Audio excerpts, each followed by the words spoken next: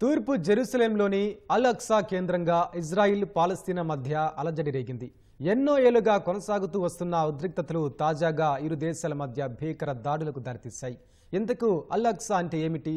దీనికోసం ఎందుకు ఘర్షణ సాగుతోంది? హమాస్ ఎలా ఏర్పడింది?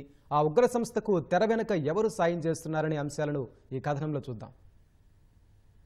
ఇజ్రాయెల్ పాలస్తీనా మధ్య గొడవలకు తూర్పు జెరూసలేంలోని అల్ అక్సా ప్రధాన కేంద్రంగా నిలుస్తోంది. ప్రపంచవ్యాప్తంగా క్రైస్తవులు, ముస్లింలు, యూదులు అత్యంత పవిత్రంగా భావించే పాత జెరూసలేంలో ఉండే అల్ అక్సా ఓ మసీదు. ఇస్లాం మతస్థులకు అత్యంత పవిత్ర స్థలాల్లో అల్ అక్సా ఒకటి. ఇస్లామిక్ నమ్మకాల ప్రకారం మహమ్మద్ ప్రవక్త మక్కా నుంచి ఒక రాత్రి ఇక్కడికి వచ్చి ప్రార్థన చేసిన తర్వాత స్వర్గారోహణ చేశారని చెబుతారు. యూదులు ఇదే ప్రాంతాన్ని టెంపుల్ మౌంట్ గా అభివర్ణిస్తారు. వారికి ఈ టెంపుల్ మౌంట్ అత్యంత పవిత్ర స్థలం. ఒకప్పుడు ఈ కొండపై 2 పురాతన యూదు ఆలయాలు ఉండేవి.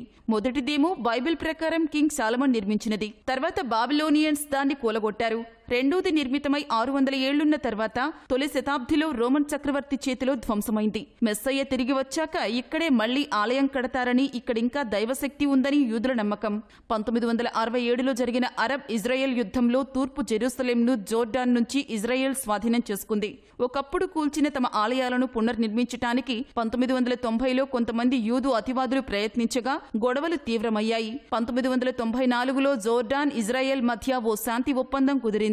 దాని ప్రకారం అల్ అక్సా విషయంలో యథాతథ స్థితి కొనసాగించాలని నిర్ణయించారు. ఇక్కడ ప్రార్థనలకు ముస్లింలకు అనుమతించినట్లుగా యూదులు, క్రైస్తవులకు అనుమతించరు.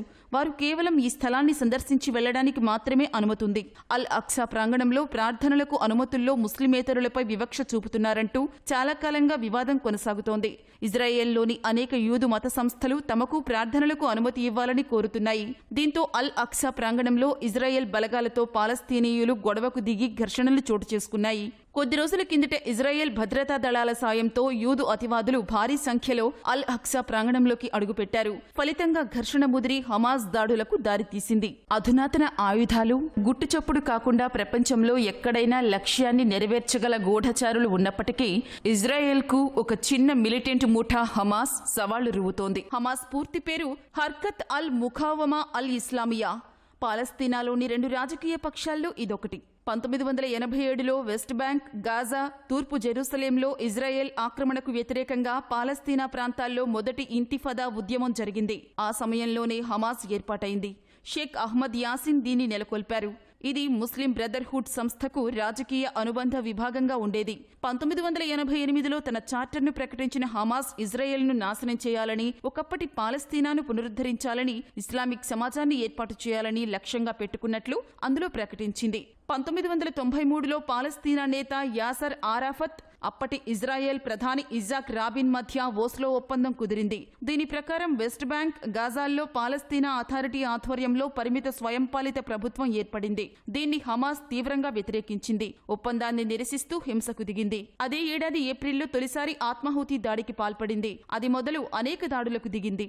ఇదో విదేశీ ఉగ్రవాద సంస్థ అంటూ అమెరికా, బ్రిటన్ ప్రకటించాయి. 2006లో ఇజ్రాయెల్ సైనికుడు గిలాడ్ షాలిత్ ను హమాస్ అపహరించింది. 5 ఏళ్ల తర్వాత 1000 మందికి పైగా పాలస్తీనా ఖైదీలను ఇజ్రాయెల్ విడుదల చేస్తే కానీ హమాస్ అతడిని అప్పగించలేదు. పాలస్తీనా ప్రవాసులు, పర్షియన్ గల్ఫ్లోని ప్రైవేటు దాతలు ఎక్కువగా హమాస్కు నిధులు అందిస్తుంటారు. పశ్చిమ దేశాల్లోని ఇస్లామిక్ దాతృత్వ సంస్థల నుంచి సాయం అందుతుంటుంది. ఇరాన్ ప్రస్తుతం ఏటా $10 కోట్ల హమాస్కు అందిస్తోంది. ఇరాన్, సిరియా సాయంతో గాజాలో ఒక రహస్య ఆయుధ సరఫరా వ్యవస్థను హమాస్ ఏర్పాటు చేసుకుంది. ఈ మార్గంలో దీర్ఘశ్రేణి రాకెట్లు, పేలుడు పదార్థాలు, యంత్రాలు ఈజిప్టు సరిహద్దు గుండా గాజాలోకి వస్తుంటాయి. తొలుత ఇవి ఇరాన్ నుంచి వివిధ మార్గాల్లో సైనాయ్ ద్వీపకల్పం చేరుకుంటాయి. అక్కడి నుంచి వాటిని సొరంగాల నుంచి గాజా చేరుస్తుంటారు.